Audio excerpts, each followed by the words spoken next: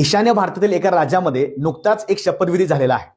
मित्रांनो, आता महत्वाचा मुद्दा काय बघा, तसा बघायला गेलं तर प्रत्येक राज्यामध्ये कधी ना कधीतरी नवीन सरकार येतच. पण यावेळी जे सरकार नवीन आलेलं आहे त्यामध्ये एक महिला उपमुख्यमंत्री आहे. नुकतंच आपण पाहिलं असेल महाराष्ट्रामध्ये सुद्धा की पहिल्या महिला उपमुख्यमंत्री कोण झाल्या होत्या, तर सुनेत्रा पवार.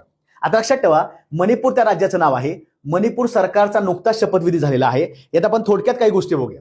तर जे मणिपूरचे राज्यपाल आहेत कोण आहेत, अजय कुमार भल्ला यांनी शपथ दिलेली आहे. का राज्यपाल शपथ देतो, लक्षात ठेवायचं.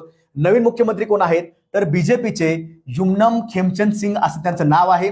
आणि या मणिपूर राज्य सरकारमध्येच सध्या 2 उपमुख्यमंत्री आहेत. ते कोण आहेत, नेमच्या किपजेम, लक्षात ठेवायचं, आणि लोसाई दिको नावाची एक व्यक्ती आहे.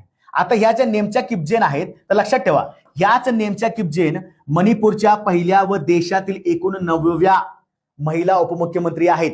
म्हणजे लक्षात ठेवायचं, या नेमच्या पदावर आल्यापासून यापूर्वी 8 महिला भारतामध्ये ऑलरेडी उपमुख्यमंत्री पदावरनं होऊन गेलेल्या आहेत. तर तसा तुम्हाला एखादा प्रश्न विचारला जाईल, काय बघा, भारतातील पहिल्या महिला उपमुख्यमंत्री कोण होत्या, सुचिता कृपलानी, सुनेत्रा पवार, राजेंद्र कौर भट्टल की शीला दीक्षित?